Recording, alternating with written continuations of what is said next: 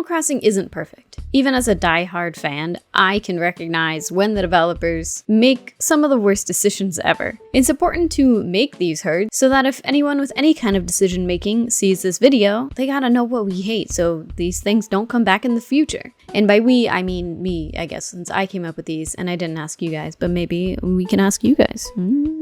All 4 players living in one house. In Wild World, the devs thought that this would be a fun idea for 4 human players to live in one spot, which seems like a choice, but I'm currently living in a house of 4 people, so I guess it's not too far out of left field to be a thing. It just seems like a downgrade after the GameCube version when we all had our own 3-story houses to decorate. It really limits the gameplay, especially in these early games when decorating outside wasn't really an option. The only thing you could do was like fish, hunt bugs, and decorate inside. And when you take away decorating inside, well, now you just took away a third of what I can do.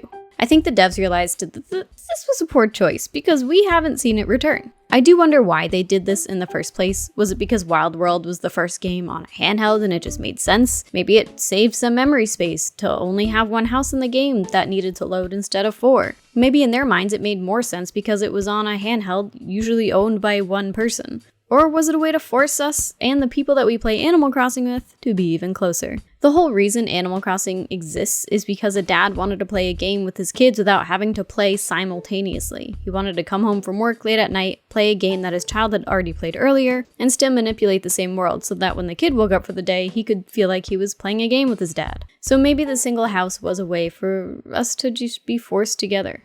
Grass disappearing. I think this was probably the worst mechanic ever introduced into the series. I understand why it was here from the outside. It seems like a really cool thing to have grass wear away in the places that you run often. However, this is Animal Crossing, and we run everywhere, which means our city folk towns turned into deserts pretty quickly. The only way to get grass back was to wait. You could throw some flowers down to kind of speed up the process, but that barely worked. In the end, I ended up throwing custom designs down and made my own really bad paths that no one was allowed to stray from. How are you supposed to avoid most of the town when fossils and bugs are all over the place? I don't know anyone who got this mechanic to work as intended. So in New Leafs, the devs adjusted it, but it was still kind of bad. Better than City Folk, but not great. The grass still deteriorated, but at a much slower rate. I believe nothing else changed, though, other than the time it took for the grass to actually disappear. But I was prepared this time around, and I got some custom designs to make my own path. This was also the first instance of us being able to use QR codes to download designs, which means we all found someone way better than us at pixel art to make our towns look pretty.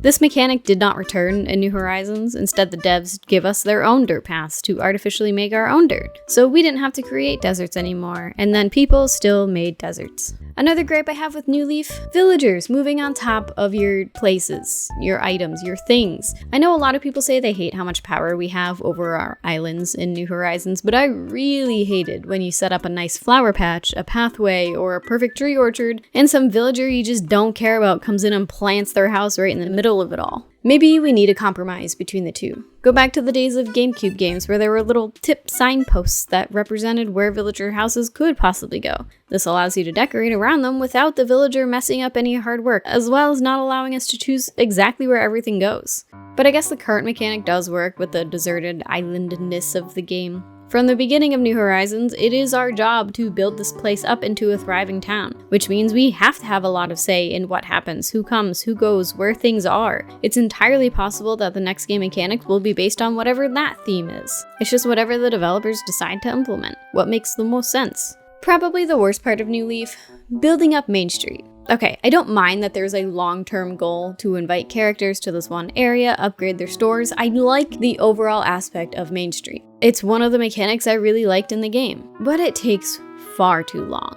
And it's all the fault of the special characters. These guys show up at seemingly random days. And if you happen to miss one, I swear to God a whole month goes by before you see them again. Because of this, I never finished Main Street. Katrina's store, completely vacant. I didn't have the time to play every day, and as a result, I missed her constantly. I think you were supposed to get her fortune 30 times or something. I came nowhere close. And now, over 10 years later, this building just sits there, waiting for something to happen, and it's never going to. I do like how in New Horizons they fixed this a bit by having the characters show up on a rotating schedule. That way, if there is a day that you miss or you can't play, you only have to wait like 9 or so days for that special character to return. However, I know, I just don't like anything. I always have something to complain about. While this new schedule fixes the problem of never seeing certain special characters, for me, it makes said special characters feel less special. In the GameCube days, it was an event for one of them to show up. You either randomly happened upon them while you were running about, or maybe you talked to Good Boy Copper, who told you when and sometimes where that special character was going to appear.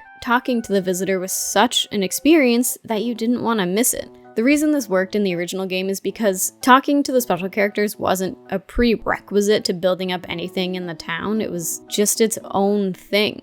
If you happen upon it, you happen upon it, and if you didn't, then you didn't miss out on anything. You were just experiencing their event and purchasing whatever limited thing they had to offer. It felt secret, important, fun. But because the visitors now show up so frequently, it's less fun, less of an event, especially now that we have Harv's Island and unlimited access to them. I am torn though. On one hand, I want these guys to feel like an event, or go back to being a surprise again. But on the other hand, I still haven't finished my art exhibit, even with Red available to me 24/7. So I guess I am indecisive and just hate both types of ways that they appear. But I would love to happen across them instead of just always them being present in resident services. It makes sense for them to set up shop there, but it's just not as fun for me. The only special characters that are really a fun surprise are Wisp and Celeste.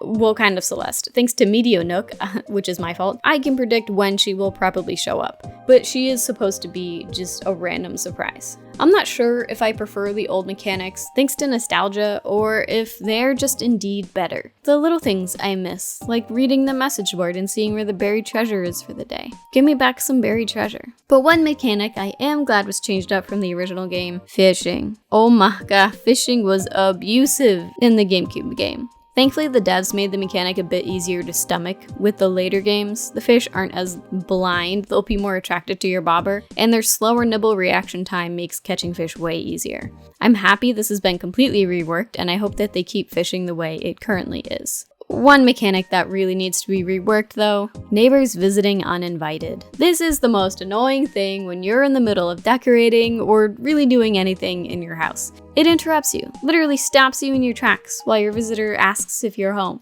If you aren't in your main room, you need to walk back to your main room and sit through a short loading screen and then talk to the villager. If you want to keep decorating, you either need to pretend to walk out of your house to make the neighbor leave, which makes them talk and you have to sit through a little cutscene thing and loading screen, or keep cockroaches around and then the animal just kind of leaves on its own accord. This was a mechanic that was present in New Leaf, but the villagers were a bit more cordial and asked what time they could visit. I know this whole mechanic was added after the release of New Horizons by request of the community, but what the hell, community? This was an awful addition. I'm rarely just hanging out in my house. I'm either grabbing something from storage, going to visit Luna, decorating, I'm doing something productive. I'm not just sitting on my couch enjoying the atmosphere. Maybe I should do that more. But I'm always doing something that is interrupted by the villager. For the love of God, change this, please. I do have more that I want to rant about, but this video is already taking too long. But let me know what mechanics you don't want to see in future games, and I'll make a part 2. Make sure you subscribe or your switch to pre-order will get lost in the mail. Hope it didn't just jinx anyone or myself. And I'll see you next time. Bye!